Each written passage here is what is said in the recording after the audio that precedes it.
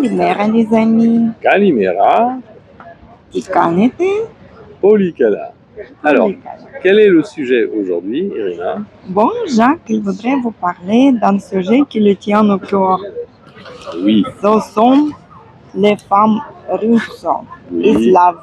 les femmes russes et les femmes slaves. Qu'est-ce que tu penses, Jacouchka?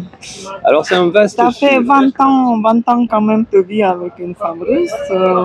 Et française maintenant. Qu'est-ce que tu ressens?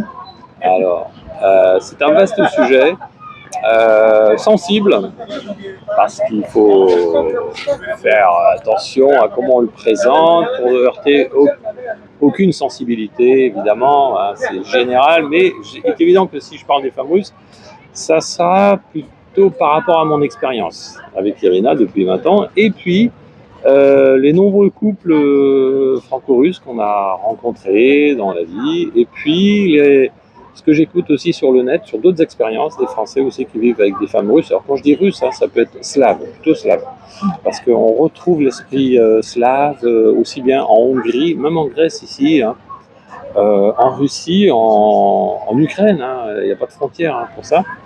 Voilà. Alors, écoutez, moi j'ai fait un choix il y a 20 ans, et j'ai fait ce choix pour du long terme parce que en France, je ne trouvais pas, j'arrivais pas à me projeter avec des femmes françaises.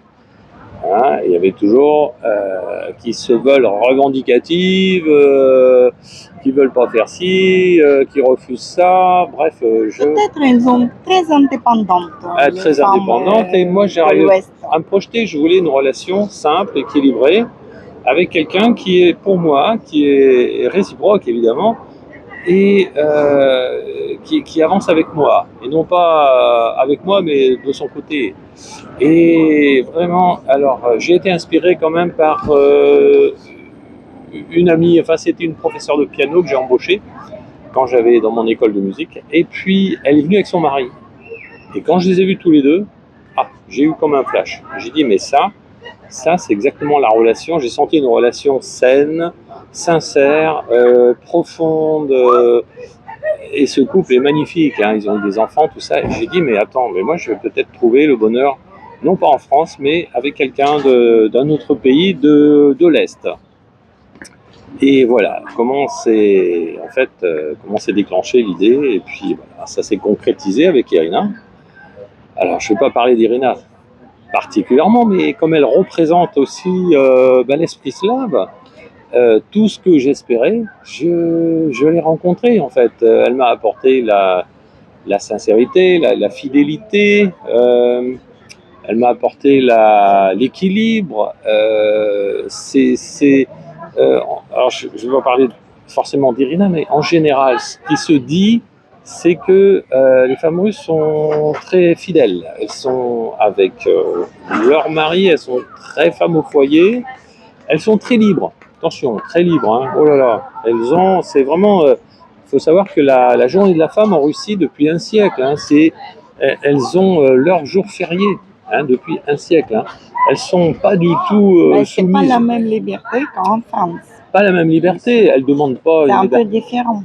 Elles ne demandent pas d'individualisme ou quoi que ce soit. Elles sont très au foyer, à la maison, au couple, au travail. Elles sont dynamiques, elles sont très intelligentes. Ah oui, ça je tiens à le dire. Elles sont très diplômées déjà, très cultivées, mais très simples. Voilà. Bon, après, il y a de tout. Mais Irina, par exemple, qui est quand même professeure de littérature, professeure de russe, elle est venue en France, elle a passé un Master 2 magnifique avec mention.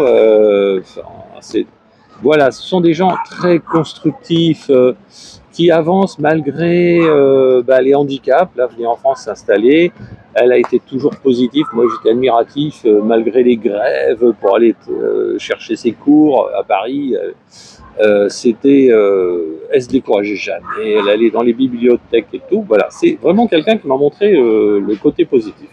Et puis, ensemble, on a pu monter des tas de choses. Elle a monté son association franco-russe, l'école de concerto, elle m'a beaucoup aidé aussi, même si des fois c'était compliqué pour elle.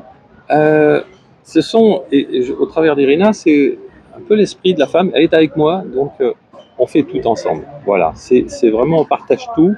Il n'y a pas d'ambiguïté, ni à se demander le lendemain, tiens, est-ce que ça va, est-ce que ça va pas? Mais non, ça va toujours. Euh, alors, est-ce que ça vient de la religion? Je sais qu'il y a beaucoup de gens qui parlent de l'influence. Donc, soit l'influence socialiste, associative plutôt, que les Russes ont connue. Ils sont toujours habitués à vivre en groupe, ils ne sont pas du tout individualistes. Et la religion qui s'en mêle aussi, parce ils sont orthodoxes. Et c'est une religion que je retrouve beaucoup ici en Grèce. Je trouve beaucoup de similitudes. Ce sont toujours des gens bienveillants. Voilà, il n'y a pas de faux semblants, de mensonges, non, c'est du franco, je suis sincère, voilà. Ça marche ou si ça va pas, ben ça casse. Hein. Je pense que c'est plutôt, oui, pendant l'époque soviétique, nous avons eu les valeurs de cette honnêteté. Plutôt honnêteté et sincérité, oui. Exactement, oui, ce sont des valeurs. Et transmis aux enfants. Transmis aux enfants, et ça, c'est resté. Donc, on demande à quoi? La sincérité. On ne veut pas quelqu'un qui nous mente ou quoi que ce soit. Et ça, avancer dans ce contexte, c'est magnifique. Hein. Moi, je sais pas, c'est beaucoup plus simple en fait. Et on se sent plus fort. Donc, on a fait des projets. Là, notre projet de venir en Grèce, je l'aurais pas fait tout seul, c'est clair. Mais il fallait qu'on soit d'accord. Et puis, on s'adapte parce qu'on sait que ça va pas être simple. Voilà, il y aura des complications, la langue, le pays, les coutumes, tout ça. Voilà, on l'aborde ensemble. Mais c'est vraiment, Irina, le moteur. Pour moi, c'est vraiment le moteur, le poumon. C'est mon poumon et souvent je lui dis ma deuxième tête. Souvent on dit c'est pas non, l'homme c'est la tête, la femme c'est le cou. Ah bon? Et où il tourne le cou, la tête elle va dans cette direction. Ah ouais, voilà, c'est ça. Ouais, ok. Et moi je suis. Tout à fait, c'est ça. En fait, elles savent, je vais pas dire que du bien, il y a aussi, elles ont des défauts, mais moi je n'en vois pas beaucoup. Bien sûr, il y a les défauts. C'est difficile d'en trouver puisque tout est toujours dans le côté positif, dans le sens positif. Après, quand Irina se lance dans des projets, elle va à fond. Hein. Là, elle apprend le grec. Elle a fait d'autres choses. Enfin, c'est pas, on le fait pas comme ça. Et puis le lendemain, on oublie tout, non. C'est vraiment très constructif. Et ça, je veux dire, avancer avec des gens comme ça, c'est vraiment constructif, c'est évolutif, c'est positif. Voilà, moi, je baigne dans un climat positif que je connaissais pas forcément avant, parce que quand on est avec des gens qui se plaignent tout le temps, franchement. C'est pas le top, quoi. Enfin, bon, en français, malheureusement, toujours à se plaindre. Voilà, ils sont jamais contents. Moi, il y a les gens différents. Ouais, mais bon, j'en avais marre. Voilà. Et c'est un peu ce que je dis là, c'est ce que ressentent beaucoup de Français, hein, avec, je vous dis, pas forcément des femmes russes, mais slaves. Voilà. Et puis, elles sont belles, ah, ça faut le dire. Alors, on était à Moscou, elles sont toutes belles, hein. Et Irina aussi. Maintenant, en plus, comme les femmes, il reste peut-être de l'époque soviétique aussi cette besoin de compétition. Il faut être meilleur, il faut se montrer que tu es mieux, que tu es mieux que les autres, que tu es meilleur. Il faut être toujours le plus belle, le plus intelligente, le plus. Et oui. Par contre, le point d'amélioration, maintenant, ça revient plutôt vers le naturel. Mais sinon, je trouve que beaucoup de femmes russes, ils sont sous des fêtes, ils font les botox, ils augmentent les lèvres, les yeux, je ne sais pas quoi. Oui, c'est vrai. Ça, c'est un peu trop, je trouve. Ouais. Et des fois, je trouve pas que c'est belle. Non, d'accord. À Monaco, il y a beaucoup de... On les reconnaît, les Russes, hein, ils sont toutes avec les becs de canard. Mais il faut dire une chose, c'est que la femme se fait belle. Moi, c'est ce que... Elle se fait belle pour son mari. Et ça, en France, ça a été mal apprécié. Elle dit, oh là là, mais attention, elle met des mini-jupes, des talons aiguilles. Ça peut être très mal apprécié en France parce que malheureusement, l'état d'esprit des Français est un peu limité. Mais là, la femme russe, c'est pas du tout dans ce sens-là. C'est vraiment, elle se fait belle. C'est pas pour son mari, c'est pour soi-même. Pour soi-même, bien sûr, elle a envie d'être belle. Mais aussi pour plaire, pour plaire à son mari, pour plaire aux autres et comment dire. Aux autres femmes même. Oui, mais c'est dans ce sens-là. Hein. En France, Oui.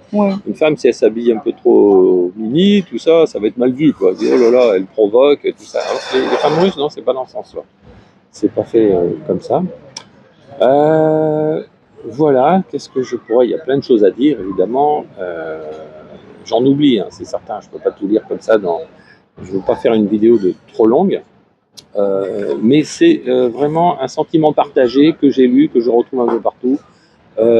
La beauté, oui, c'est vrai, c'est beaucoup. Bon, Irina, toi, tu n'es pas trop plongé là-dedans. Alors, des fois, c'est un peu excessif, mais quand même, faut le dire, à Moscou, franchement, elles sont belles et surtout, on le sent libéré. Moi, je trouve qu'elles sont pas de complexe. Elles n'ont pas de complexe et ça se sent. Elles sont sûres d'elles. Ben là, même les groupes de Russes, quand on part, on s'amuse et tout.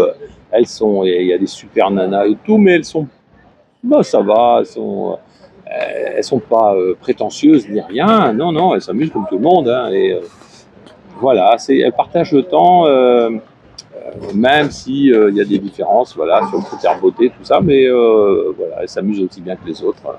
On le ressent, cet esprit de partage, de vie en société, et on passe des bons moments. Voilà. Irina, qu'est-ce que je pourrais dire? Il y a des tonnes de choses à dire encore, évidemment. Hein, je ne veux pas. Mais avec souvent les couples franco-russes sont des couples qui durent. Voilà, ce sont des couples vraiment qui marchent, qui fonctionnent, parce qu'il y a vraiment une réciprocité dans le couple. C'est-à-dire que l'un donne et c'est pas à sens unique, c'est dans les deux sens. Mais quand même, la femme, elle est hyper moteur, elle est hyper généreuse et elle donne confiance aussi. Et tout ça, ça fait que c'est des choses, parfois c'est difficile à exprimer, comme des ressentis, et voilà, comme une petite étoile. Moi, j'ai l'impression qu'au départ, je ne savais pas trop où on allait, mais j'ai dit, c'est ma petite étoile, je sens que là, c'est bon. J'ai envie de voir à long terme, et j'avais comme une petite étoile qui me guidait, et j'ai dit, eh ben, je vais m'orienter vers Irina, vers un peu la femme russe. J'ai épousé la Russie avec Irina. J'ai épousé les femmes russes, enfin les Slaves, pardon, pas les femmes. Les Slaves, parce qu'elles, je retrouve un peu le même esprit un peu partout, même en Ukraine, même ici. Hein, c'est très, il y a beaucoup de similitudes. Voilà ce que j'avais envie de dire. Ça serait intéressant d'avoir. Votre Voilà, avis il y a aussi, des gens. oui. Peut-être qu'ils sont, on se connaît pas. Donnez-nous votre avis là-dessus, ça m'intéresse quand même. Je suis prêt à partager. Alors évidemment, c'est plutôt moi qui parle parce que j'avais envie de la faire cette vidéo. Voilà, j'espère que Irina aussi elle fera une vidéo comme ça sur un sujet qui lui tient à cœur. Sur les hommes français. Sur les hommes français, voilà. Bon, voilà. Les amis. Moscou. Ouais, mon t-shirt est Moscou. À très bientôt. Ciao, ciao. Kalimera, c'est encore le mât. Et voilà. À bientôt. Ciao, ciao. Ciao, ciao.